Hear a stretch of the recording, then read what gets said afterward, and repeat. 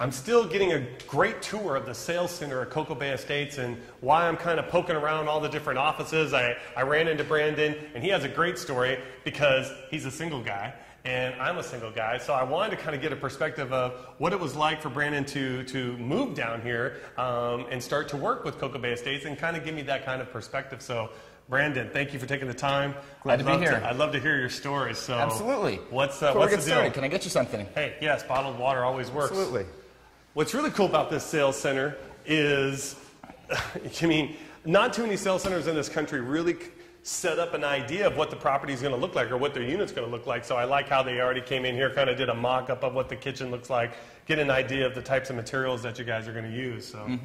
We tried to give that feel to the sales center, something that is all available in the units that are for purchase, so that when clients come in, they immediately are getting the feel of what their unit could be like. That's great. Okay, Brandon.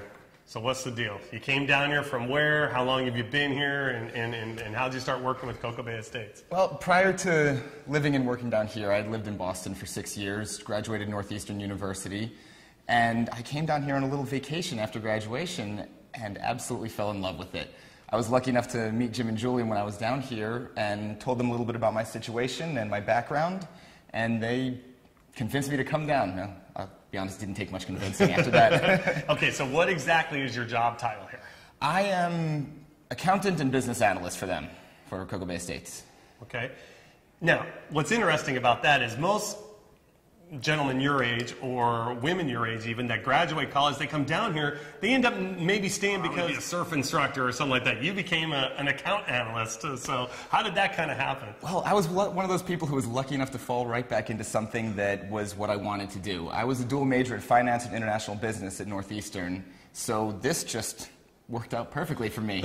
I got lucky enough to find a job I like and something that I actually knew how to do. Well, one of the great things was that you were telling me just a little bit ago was also that you came down here, but then some family came down here and decided to buy. Why don't you tell us who decided to come down here, maybe to keep an eye on you? My mom was making some trips down as well, and when I expressed the interest in moving down here, she decided to pick up one of the places right up in Segovia. That's great. Yeah, so absolutely. All the moms out there, your baby boy goes off to a foreign land. There's probably always a condo you can buy that's very, very close to them. So that's great. So is she completely moved in now? Is her condo done and everything? Yes, her place is completely finished. She spends close to half of her time down here, actually. You're like, wait a second, Mom. Yeah. I came down almost too much. I'm like, you're a little too much. So what's it been like? Have you been here from like the beginning of the development when it first started breaking ground, or did you kind of come in a little bit afterwards? I mean, what's it been like seeing the transition grow of Coco Bay Estates? I've been here for a little over 2 years, and that's about 2 years into the project when I got down here, and it has changed a lot. I mean, there were still, half the roads were dirt when I got here. Construction had just broken ground on Segovia, which was a very exciting time to start. And since then, we've been trying to expand and grow as much as possible. This has really taken on a life of its own. Well, that always brings up one of the most important points that I always talk about, and that is, if you're going to buy in a development that actually has a tractor in it, has a bulldozer, where there's some guys out there working and things are actually moving, and that's what Coco Bay Estates is doing. And now we're getting down to the question that we all want to know. What's it like for a single guy to live in Playa de Coco, and what are some of the clubs like, the discos, restaurants? Give me an idea. I'll tell you, it's a lot of fun down here. There is always something good going on in the nightlife here. One of my favorite places would have to be Z Lounge. They always have something going on most nights of the week. They have different themes of music and great parties every weekend.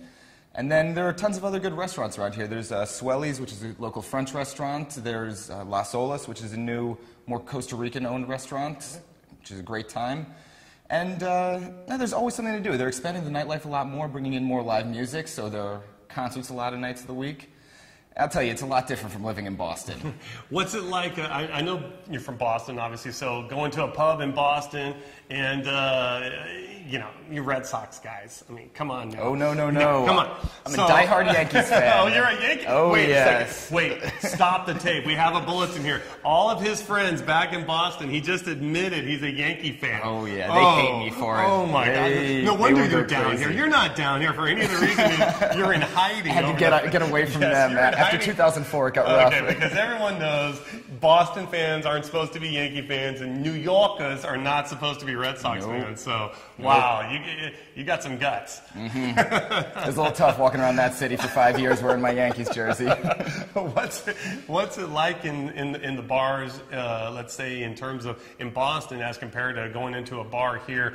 Is there a different kind of feel, a different kind of vibe type thing? Oh, there definitely is. And I'll tell you, I do miss walking into a local Irish pub and getting my pint of Guinness on tap, but it's completely different down here. I feel like the people down here are much friendlier. Costa Ricans in general are amazing people to hang out with. I haven't met one I haven't liked yet. All my Costa Rican friends are great. I have a good group of people I go out surfing with pretty regularly, right. And tons of great people every night. And and I'm sorry, you women in Boston, and you all are all beautiful, but what is it like going to a club in Costa Rica, and what are the ticas like here? There are absolutely some beautiful ladies down here, yes. I will say that. Very friendly again, as always. Now, what are some of the activities you talked? I think you went surfing and stuff. What are some of the other activities you maybe do in surfing and some of the other stuff? Well, the weather down here really drives me to be an outdoor person. Mm-hmm. I always tried to be as active as possible living in Boston, but winter lasts 9 months a year up there. Unless you're a hockey guy, you play hockey. Yeah, down here, I've always been a surfer. I get out there. I try to get out every weekend, but I've taken up running, swimming, bicycling. We've actually started doing triathlons with a lot of the people in the office, so gotten pretty heavy into that. Just a lot of fun. Well, I mean, Brandon, I think it's really cool that you decided to move down here and do this and take on basically a career that you would think you just would be wanting to do in the States, but you decided, you know what? I can do this down here in Costa Rica and live kind of in paradise and have a much more relaxed lifestyle and just enjoy myself a little bit more without all the stress and pressure of living in the U.S. So I thank you for taking the time to kind of share me that story. And again, my pleasure. Hey, I mean, again, two things that we really found out today. One, there is a Boston fan or a Boston person. If you can't escape mom. Okay.